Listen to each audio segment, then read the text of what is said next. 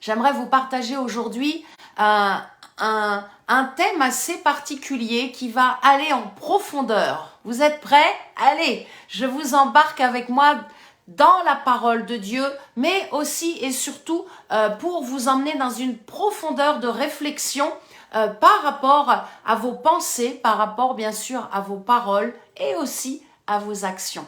Vous n'oublierez pas cette prédication parce qu'elle s'appelle « N'oublie pas qui t'a béni ». N'oublie pas qui t'a béni. Dieu nous a créé esprit, âme et corps, amen, et il a créé aussi quelque chose qui se trouve ici dans notre tête, c'est la mémoire. Dieu a créé la mémoire et la mémoire humaine est assez complexe. Je comparerais un peu la mémoire chez l'être humain un peu comme une banque de données, vous voyez, où sur notre ordinateur, il y a la carte mère, là où il y a tout l'espace où est stocké tous les renseignements. Et il y a tout dans cette mémoire qui nous fait prendre conscience de ce que sont tous les événements de notre vie. Et tout est enregistré. Le problème, c'est que des fois, la carte mémoire de l'ordinateur peut défaillir. Et je crois aussi que, bien sûr, la mémoire humaine peut défaillir. Mais, alléluia, je suis une évangéliste. Donc, je vous annonce de bonnes nouvelles. Amen.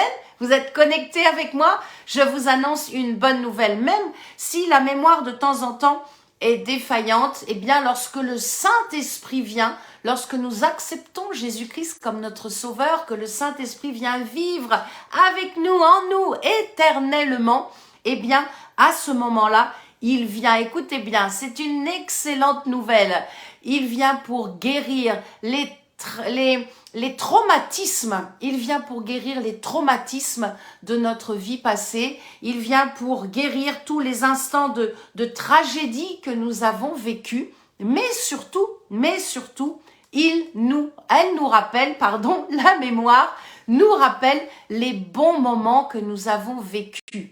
Le mariage, la naissance des enfants, tous les bons moments de voyage, les temps où nous rencontrons des personnes nouvelles, et puis aussi les temps où voilà, nous recevons aussi l'onction sur notre vie, les visitations du Saint-Esprit sur nous.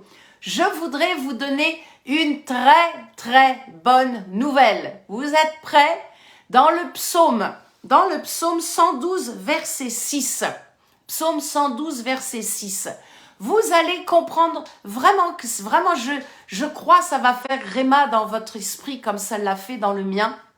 Vous n'aurez pas peur de perdre la mémoire. Vous savez, il y en a qui disent, oui, mais avec la vieillesse, voilà, tu vas perdre la mémoire. Non, pas pour les justes, pas pour ceux qui croient en Jésus-Christ, pas pour ceux qui ont le Saint-Esprit qui vit en eux. Car la parole de Dieu déclare, la mémoire du juste dure toujours. Ma mémoire, la mémoire du juste, les justes, ce sont ceux qui croient dans la justice de Dieu, ceux qui croient que Jésus est mort à la croix et qui est ressuscité. Eh bien, notre mémoire durera éternellement, éternellement. Donc, si vous avez peur aujourd'hui, eh bien, confessez. C'est le psaume 112, verset 6. Et dites, oh, toi, le diable, tu m'as trompé. Parce que je ne perdrai pas la mémoire. En vieillissant, je ne perdrai pas la mémoire. Amen, on peut le dire ensemble.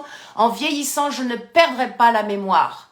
Amen, parce que les justes, je m'appuie sur ta parole. Tu dis dans ta parole, Père, la mémoire du juste dure toujours. Donc, ma mémoire durera toujours. Je n'aurai pas de défaillance. Alléluia, on peut le dire. Oh, j'aime cela. Je n'aurai pas de défaillance dans ma mémoire. Dieu aurait pu mettre la mémoire au bout des doigts. Non, il a mis la mémoire ici, dans notre système cérébral. Notre mémoire, vous pouvez mettre la main sur votre tête et dire, oh non, ma mémoire, tu n'auras pas de défaillance. Tu n'auras pas de défaillance. La mémoire vient de la racine grecque zéker. Dites avec moi, zéker, Z-E-K-E-R, zéker. Et la zéker régénérée, la mémoire régénérée par le Saint-Esprit, eh bien, elle va nous rappeler l'action de grâce, le remerciement, la bénédiction envers ceux qui ont montré de la fidélité, de l'amour envers nous, de la douceur envers ceux qui nous ont donné du respect, de la reconnaissance. Amen. Envers ceux qui nous ont bénis. Et c'est bon. Oh, mes amis, ça c'est bon. C'est bon de considérer les bons souvenirs. Amen. Je me rappelle les bons souvenirs de la mission, les bons moments de la mission. Je ne me souviens pas de ceux, qui m'ont agressé ou montré du doigt ou rejeté. Non, je leur ai pardonné. Mais je me souviens de ces personnes qui ont reçu le salut, de voir ces enfants qui tendent les mains vers Jésus, les yeux fermés, concentrés vraiment vers le ciel et qui acceptent Jésus-Christ. Je me souviens de ces jeunes filles qui se donnent complètement pour avoir une vie pure, une vie sanctifiée et vivre avec Jésus. Oh, je me souviens aussi de ce monsieur au Bénin, à Parakou, cet ancien féticheur qui est venu, qui a donné sa vie à Jésus. Ça, ce sont d'excellents souvenirs d'évangélistes. Alléluia, amen. Il est bon de se rappeler l'amour des autres, la compassion des autres. C'est bon, mes amis. Rappelons-nous ces bonnes choses, les gestes d'affection, les gestes de douceur et le soutien lorsque nous sommes là et que nous nous soutenons les uns les autres, les paroles d'encouragement. J'aime cela et ça, c'est bon. Il faut garder cela. Amen. Jésus dira, bénissez, bénissez, ne maudissez pas. La loi de Moïse dit, honorez ton père et ta mère. L'apôtre Paul dira, honore le roi, et il dira, honorez mes amis, honorez tout le monde. Waouh, l'apôtre Paul qui a écrit 80% du Nouveau Testament dira honorer tout le monde. Alors je voudrais m'adresser tout de suite à mes frères dans le Seigneur. Oh, alléluia Jésus, je te rends grâce.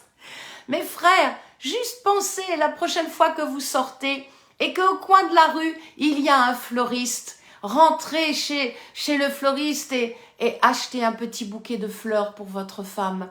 Donnez-lui des mots tendres. Et puis mes sœurs, lorsque votre mari rentre le soir du travail, il est fatigué, préparez un bon repas. Préparez-lui ce qu'il aime comme repas et donnez-lui aussi des mots d'encouragement. Amen. Je voudrais m'adresser aussi aux enfants. Les enfants, soyez dociles, soyez obéissants à vos parents. Et puis, si vous avez, mes amis, encore vos parents vivants sur cette terre, visitez-les, soutenez-les. Et s'ils ont été durs avec vous, pardonnez. Et si vous avez peut-être eu des tensions, des disputes avec vos parents, oh, de grâce, n'attendez pas qu'ils soient dans le cercueil. Allez les voir, allez vous réconcilier. Allez vous réconcilier avec votre père ou votre mère, bien sûr s'ils sont encore vivants sur cette terre, car nous ne prions pas les morts. Une fois que le souffle a quitté le corps, eh bien, la personne n'est plus sur terre, c'est fini, nous ne pouvons plus avoir de réconciliation possible. Donc, vraiment, je vous invite, je vous encourage à vous réconcilier. Vous qui écoutez cette prédication, peut-être vous êtes fâchés depuis de nombreuses années avec un frère, une sœur, ou peut-être entre parents et enfants. Faites le premier pas. Faites le premier pas. Rappelez-vous ce que Dieu dit dans sa parole. Il fait grâce aux humbles. Et lorsque nous manifestons l'humilité, donc lorsque nous faisons le premier pas pour aller nous réconcilier avec quelqu'un, eh bien c'est là que Dieu nous élève. Car Dieu élève celui qui s'est abaissé. Alléluia. Amen.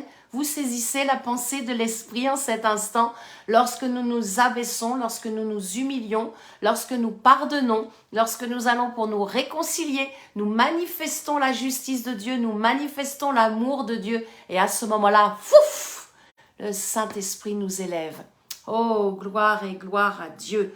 Alléluia. Continuons de faire le bien. C'est vraiment le message que le Saint-Esprit met sur mon cœur en ce début d'année. Continuons de faire le bien. Car lorsque nous semons le bien, eh bien nous moissonnerons, mes amis, sur terre, la reconnaissance Et éternellement, nous allons moissonner des récompenses. Oui, des récompenses, bien sûr. Le salut est gratuit, mais nos récompenses, il faut faire des actes, il faut faire des actions.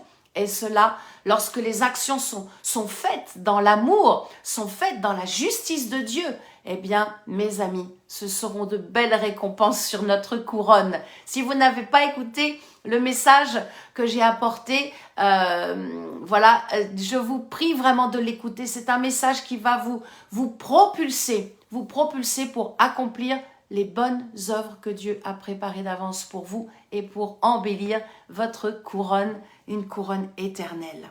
Nous serons jugés, nous serons jugés par rapport à ce que nous faisons sur la terre. Nous allons le lire ensemble dans 2 Corinthiens chapitre 5 verset 10. Nous serons jugés par rapport au bien que nous aurons fait sur cette terre. Oui mes amis, il nous faut tous. Il n'y a pas d'exception, même l'évangéliste Florence Biche, elle y passera aussi. Et vous aussi. Nous allons tous comparaître devant le tribunal de Christ afin que chacun reçoive. Il y a donc une réception, il y a quelque chose pour nous, il y a un cadeau, il y a une récompense, afin que chacun reçoive selon le bien ou le mal qu'il aura fait étant dans son corps. Je suis là dans mon corps. Nous sommes faits, amen, je l'ai dit, 3 parties, esprit, âme et corps. Mon esprit, je suis un esprit, mais je suis bien là véhiculé dans un corps. Donc par rapport à tout ce que nous faisons ici-bas sur cette terre, oui, nous allons passer devant le tribunal de Christ parce que Dieu, j'aime cela, Dieu comptabilise tout dans le ciel. Alléluia. Mon Père comptabilise tout ce que je fais de bien ici-bas.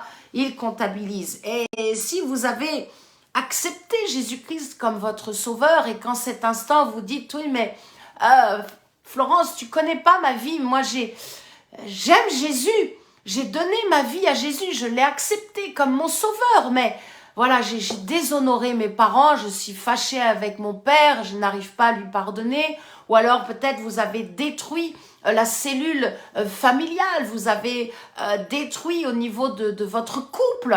Oh mes amis, s'il vous plaît, oui, je vous appelle mon ami, surtout, rappelez-vous, Dieu vous a déjà tout pardonné.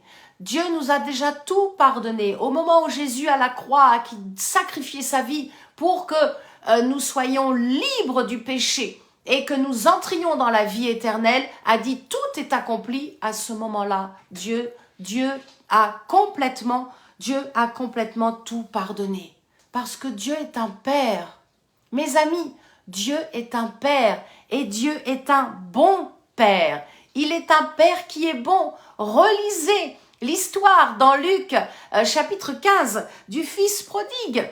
Voilà qu'un père a 2 fils et il y a un fils qui reste à travailler dans les champs et qui reste auprès du père. Et l'autre fils, il prend son héritage et il s'en va dans le monde.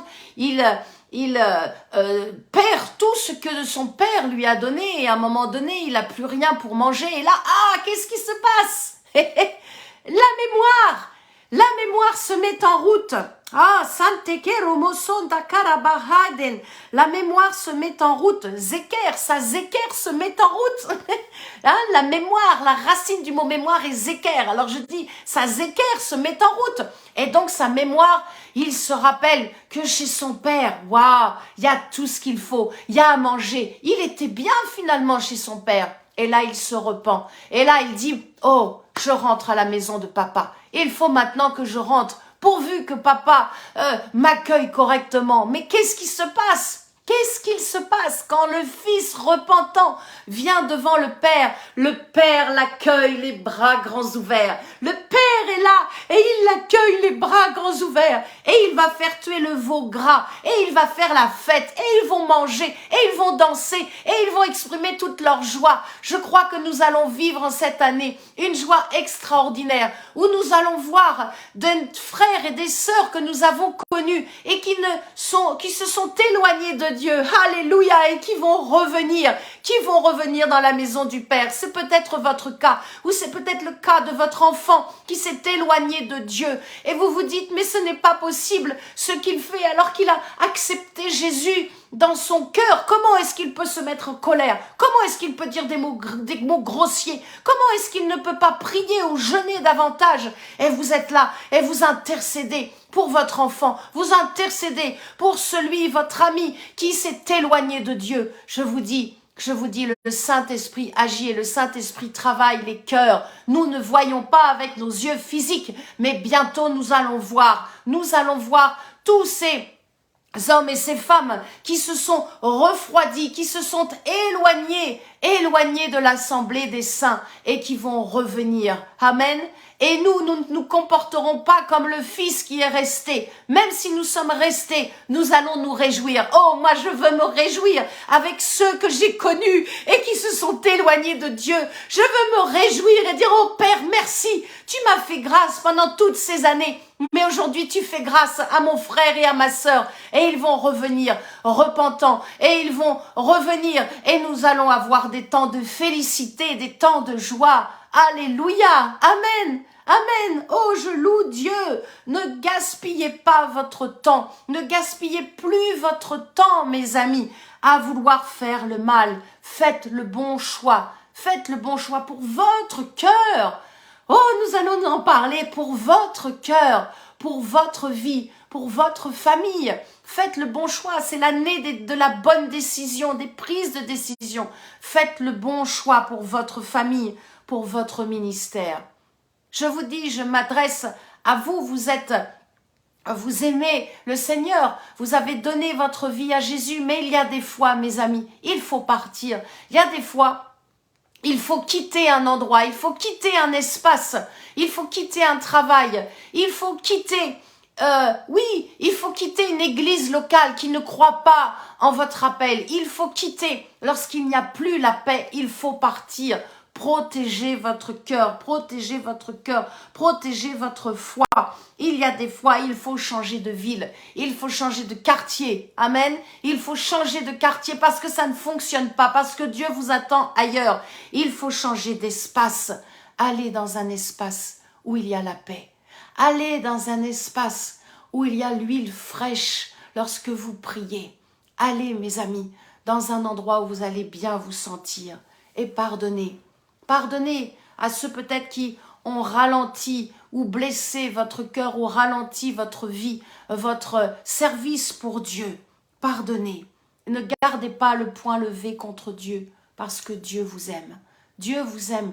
Dieu ne veut pas votre destruction. Dieu désire bâtir. Il est un bâtisseur. Dieu désire bâtir sa vie, son amour en vous. Mais il ne peut pas le faire si vous ne l'invitez pas. Je ne peux pas aller manger chez vous si vous ne m'invitez pas. Donc Dieu attend que vous l'invitiez. Dieu désire vraiment s'installer par son Esprit Saint. Il désire que son Esprit vienne s'installer en vous, avec vous, chaque jour, chaque nuit, chaque minute, chaque seconde de votre vie. Il désire que le Saint-Esprit vienne sur vous afin que vous receviez son amour et afin après que vous manifestiez, que vous donniez de son amour à toute personne que vous allez rencontrer. Ça, c'est l'évangile. En tout cas, c'est l'évangile de Christ. C'est l'évangile dans lequel je crois. Et je connais une femme qui est une croyante et voilà qu'elle se marie, elle commence à avoir des enfants, tout se passe bien pour sa vie et puis le mari a une faiblesse, il aime les femmes et voilà donc il quitte cette chrétienne et il va donc avec une autre femme qui d'ailleurs n'avait pas le Seigneur. Et le Saint-Esprit travaille le cœur de notre sœur et notre sœur pardonne et notre sœur va même inviter. Cette femme croyante va même inviter sa rivale à sa propre table dans la maison. Elle montre l'amour de Dieu. Elle montre qu'elle a pardonné. Elle démontre à cette femme qui a détruit son foyer que l'amour de Dieu est au-dessus de toute chose. Au-dessus de toute chose. Elle libérera le pardon. Elle libérera aussi par la grâce de Dieu la guérison et ce qui permettra que la vie de cette femme a pu continuer d'avancer. Il faut continuer d'avancer. Il faut continuer d'avancer. Vous ne pouvez pas rester sur quelque chose qui vous a bloqué à cause d'un non-pardon.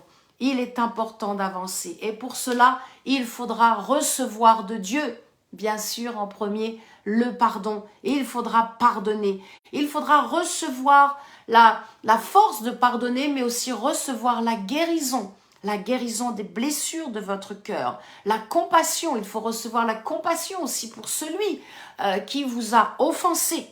Il faudra recevoir de l'humilité. Beaucoup d'humilité, beaucoup de patience. L'amour est patient. Beaucoup de patience face à ceux qui sont dans ce monde, qui sont des moqueurs et des orgueilleux. Et il faudra recevoir l'amour pour donner à votre prochain. Amen. Et il faudra recevoir la bénédiction du ciel pour surmonter l'épreuve. C'est possible. C'est possible. Avec Dieu, c'est possible. C'est possible quand notre cœur est prêt à recevoir de lui, à recevoir de Dieu. C'est possible quand notre cœur est humble devant Dieu, que nous nous courbons devant Dieu et que nous disons « Père, j'ai besoin de toi. Aide-moi vraiment là, je n'en peux plus. Je n'en peux plus. » Et là, vous commencez à pleurer, vous commencez à vous allonger sur le sol et vous criez de toutes vos forces à Dieu et vous dites « Je n'en peux plus. Mais mon cœur est reconnaissant devant toi. Mais mon cœur est reconnaissant. Je sais que si tu m'as pardonné, que si tu m'as permis de guérir et d'aller de l'avant, c'est par ta grâce. » Amen. Écoutez bien cette révélation. Donc notre cœur est reconnaissant. Le mot reconnaissance, la racine grecque du mot reconnaissant, c'est charis. Et charis, c'est la racine du mot grâce. C'est le mot grâce. À chaque fois que notre cœur est reconnaissant envers Dieu, envers une personne qui nous a bénis ou même des gens qui ne nous aiment pas, à chaque fois que nous sommes reconnaissants de ce qui se passe pour nous, pour notre vie, même pour les autres frères et sœurs, à chaque fois que nous libérons des paroles de reconnaissance, eh bien cela veut dire que nous libérons une acceptation de la grâce de Dieu dans la vie. Et c'est la grâce de Dieu. C'est qui? C'est Yeshua. La grâce de Dieu, c'est Jésus. À chaque fois que nous libérons des paroles de reconnaissance, à chaque fois que nous disons « Père, je te loue, je te donne vraiment toute la reconnaissance de mon cœur pour cette prédication aujourd'hui. Je te remercie pour toute cet amour que tu nous donnes. Je reconnais que tu es celui qui est tout, qui a tout, qui dispose de toutes choses. Et je te remercie à ce moment-là. Notre cœur accepte la grâce de Dieu. À ce moment-là, tout est possible. Le miracle est possible.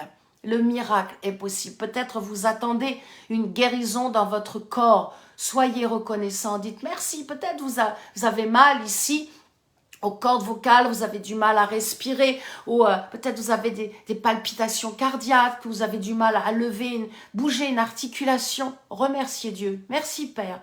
Merci pour mon articulation. Merci pour la guérison. Je suis reconnaissant pour le corps que tu me donnes. Pour le corps que tu me donnes. Oh, alléluia. Je suis reconnaissant pour le mari que tu me donnes. Je suis reconnaissant pour mes enfants physiques, mes enfants spirituels. Je suis reconnaissant, Père, devant toi, pour la vie que tu m'accordes de vivre. Je suis reconnaissant pour les parents que tu m'as donnés. Je suis reconnaissant pour la famille physique, spirituelle dans laquelle j'évolue. Je suis reconnaissant dans ce temps que nous vivons en ce moment. Je suis reconnaissante, Seigneur. Amen.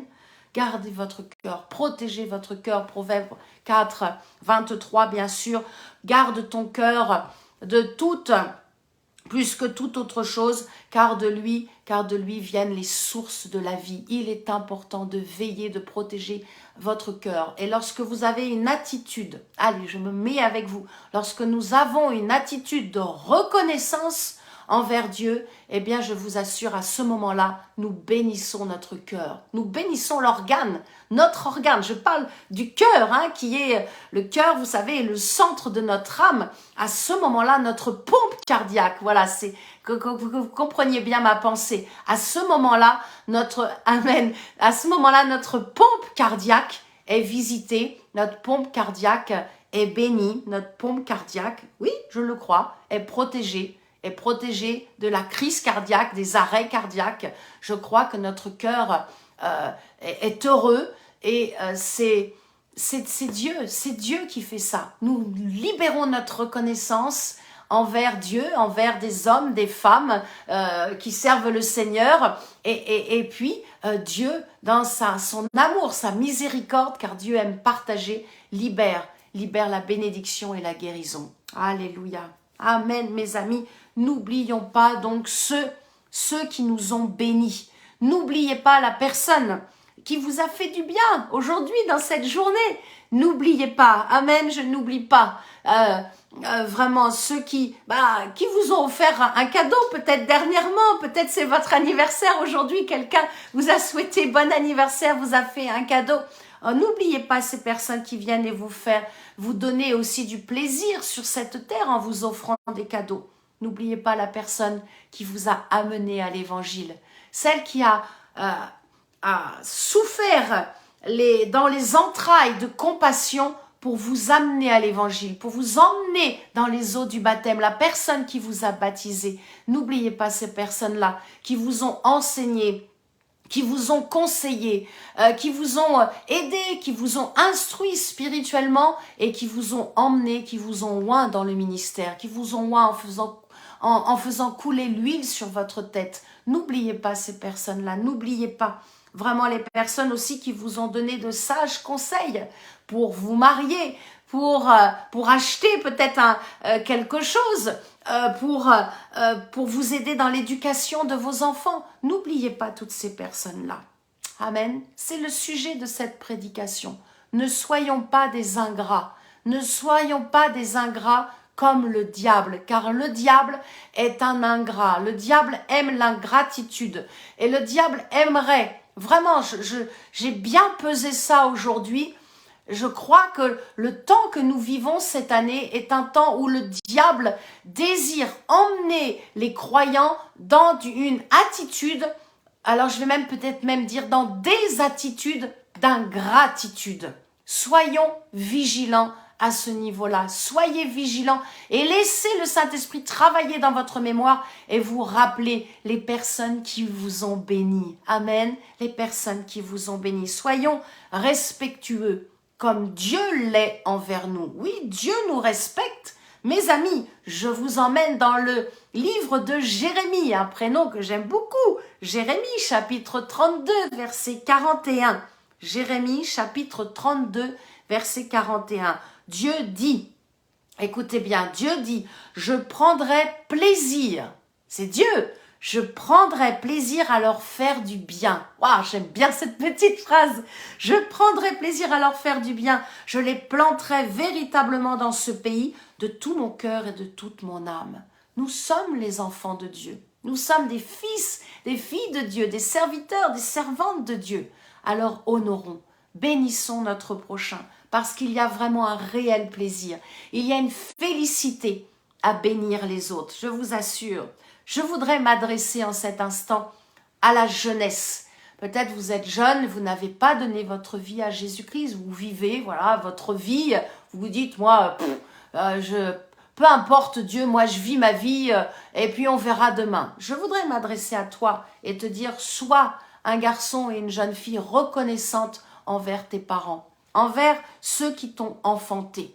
Et même s'ils ont été des parents, on pourrait dire entre guillemets des mauvais parents, eh bien vraiment essaye de pardonner et reçois la guérison en cet instant parce que je prie afin que la guérison de tout rejet, de toute blessure dans ton cœur descende dans cet instant et ferme la cicatrice, ferme la plaie et cicatrise cette plaie définitivement au nom de Jésus-Christ. Il est important de guérir des plaies d'hier et de pouvoir libérer le pardon et de pouvoir aimer, honorer son père et sa mère. Je m'adresse maintenant à la jeunesse qui croit en Jésus-Christ, à tous les jeunes qui aiment Jésus, qui ont accepté Jésus comme leur Seigneur, à tous les jeunes qui sont dans le ministère. S'il vous plaît, soyez reconnaissants envers vos parents spirituels, envers ceux qui vous enseignent.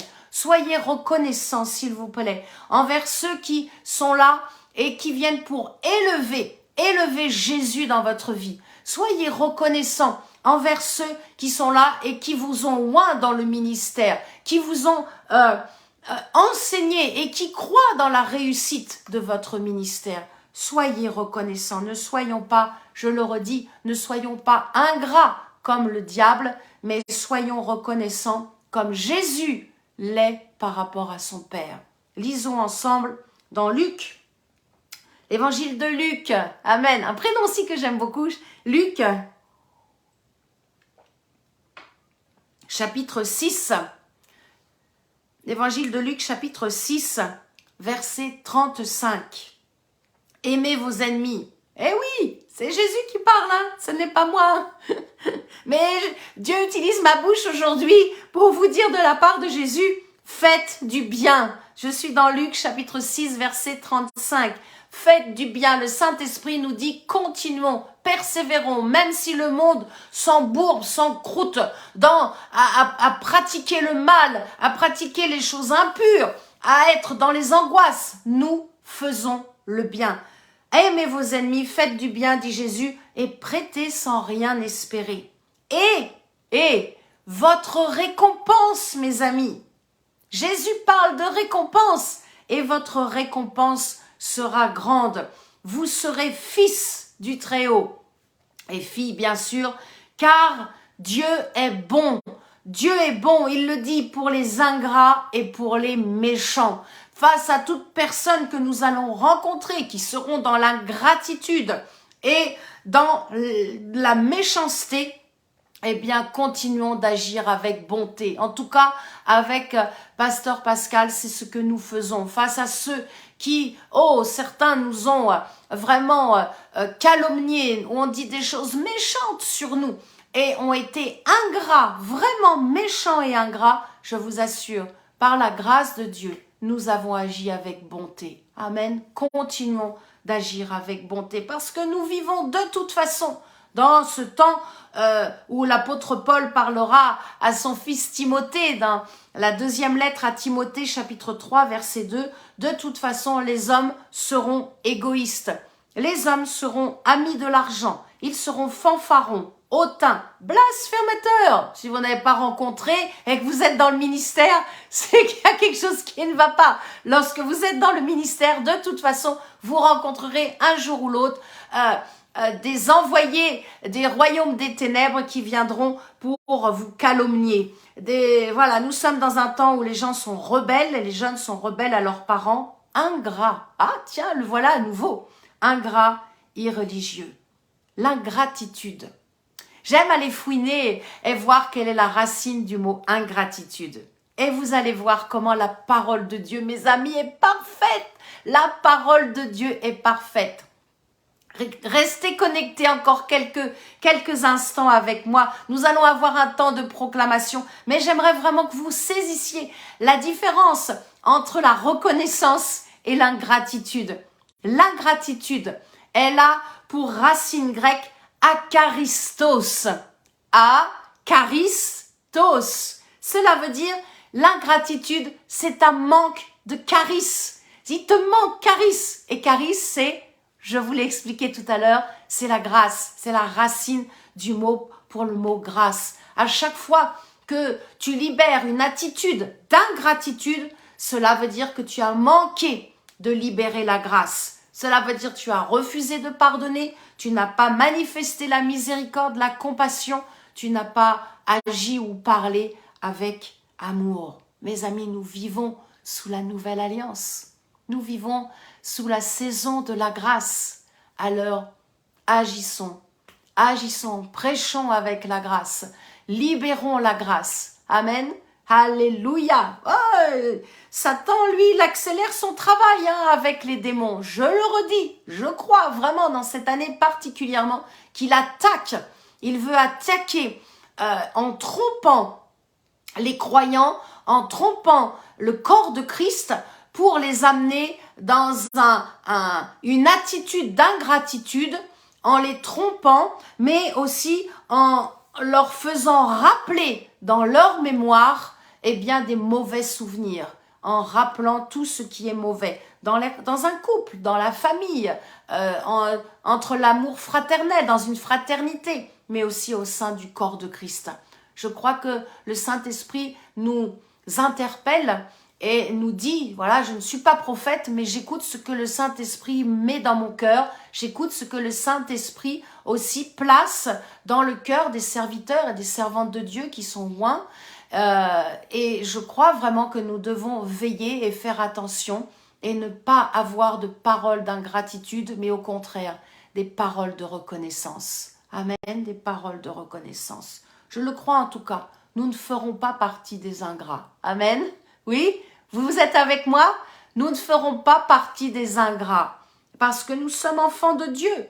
Alors si vous êtes d'accord avec moi, je vous emmène dans un temps de proclamation. Nous allons proclamer, nous allons affirmer, nous allons nous engager, nous allons refuser. Vous êtes prêts? Allez, c'est parti. Je refuse tout esprit d'ingratitude. Dites-le à haute voix si vous êtes dans votre voiture. Dites-le, je refuse tout esprit d'ingratitude, car je suis enfant de Dieu. J'agirai comme mon Père céleste. J'agirai comme mon Seigneur Jésus-Christ. J'agirai comme le Saint-Esprit agit, avec grâce et amour. Encore, j'aime cela. Avec grâce et amour, avec pardon et compassion. Alléluia. Je sens le Saint-Esprit qui valide. Amen. Je n'oublie pas ceux qui m'ont béni. Dites-le avec moi. Il est bon que nos oreilles entendent et que les démons entendent. Voilà, notre confession. Je n'oublierai pas ceux qui me béniront demain. Car le Saint-Esprit est avec moi éternellement. Car l'esprit de reconnaissance vit dans mon cœur. Oh, vous avez un doute? Allez, on le redit. Car le Saint-Esprit est avec moi éternellement, à toujours, mes amis. Et l'esprit de reconnaissance vit dans mon cœur. C'est pour cela maintenant. Nous avons un Dieu de maintenant. Amen. Dites avec moi, c'est pour cela maintenant. Je bénis encore et encore ceux qui ont béni ma vie, ceux qui bénissent ma vie aujourd'hui et ceux qui béniront ma vie demain. Et je bénis encore et encore. Allez, allez, suivez-moi. Proclamez, je bénis encore et encore ceux qui ne m'aiment pas, ceux qui sont ingrats, ceux qui sont sans reconnaissance envers moi. Merci Saint-Esprit, car tu me rappelleras toujours, en toutes circonstances, bonne ou mauvaise, d'être reconnaissante et de fuir l'ingratitude. Amen, on peut le redire une fois. Merci Saint-Esprit, car tu me rappelleras toujours, tu mettras toujours dans ma mémoire, en toutes circonstances, bonnes ou mauvaises, d'être reconnaissante, alléluia, et de fuir l'ingratitude. Est-ce que vous êtes capable en cet instant de dire merci Seigneur, je suis reconnaissante même pour l'adversité. Ça, c'est une dimension de votre foi. Si vous ne le pouvez pas, ne le faites pas, je ne vous oblige pas. Mais d'être reconnaissante dans l'épreuve, dans la période difficile que vous êtes en train de traverser. Ça, c'est une grâce de Dieu. Amen. Je finirai avec la parole de Dieu. Je ne veux pas finir avec ce que je voulais vous partager et vous donner de tout mon cœur, mais je veux vraiment toujours finir par la parole de Dieu. Dans Luc, chapitre 17, voilà que les apôtres sont en train de parler avec Jésus et ils sont en train de dire « Hé Jésus, augmente-nous la foi !» Et Jésus va leur répondre parce que nous avons un Seigneur qui répond toujours. Je suis dans Luc, chapitre 17, pour finir avec vous, du verset 5 au verset 10. Jésus répondra « Qui de vous, ayant un serviteur qui laboure ou paie les troupeaux, lui dira quand il revient des champs, « Hé, approche vite, mets-toi à table !» Ne lui dira-t-il pas au contraire, « Prépare-moi à souper, ceins-toi et serre-moi jusqu'à ce que j'ai mangé et bu, et après cela, tu mangeras et boiras. » Doit-il de la reconnaissance Doit-il de la reconnaissance à ce serviteur parce qu'il a fait ce qui lui était ordonné? Et Jésus finit en disant, vous de même, quand vous avez fait tout ce qui vous a été ordonné, dites, nous sommes des serviteurs inutiles, nous avons fait ce que nous devions faire. Amen. Nous sommes des serviteurs et des servantes de Dieu inutiles et nous faisons ce que Dieu nous demande d'accomplir. Alléluia. Je prie en cet instant et je couvre toute cette prédication du sang de Jésus. Je proclame qu'elle descend encore en plus dans votre cœur pour libérer la guérison de tout traumatisme. Je proclame que vraiment vous avez saisi que votre mémoire ne sera pas en défaillance, mais qu'au contraire, qu'elle durera et que votre mémoire vous amène dans la guérison des traumatismes, mais aussi vous rappelle les bons moments, les bons souvenirs, que vraiment je libère vraiment une guérison totale dans votre mémoire par rapport à votre passé. Et je proclame des paroles de reconnaissance, des prières de reconnaissance, des louanges de reconnaissance, des actions de grâce de reconnaissance dans votre bouche dans les jours à venir, afin que vous découvriez ô combien Dieu est heureux lorsque nous sommes reconnaissants, reconnaissants de son amour, de ses bénédictions et des hommes et des femmes qui nous bénissent sur cette terre. Alléluia. Merci Seigneur. À toi toute la gloire, l'honneur, la majesté et la reconnaissance. Amen. Et la reconnaissance à Jésus-Christ soit toute la reconnaissance de notre être tout entier.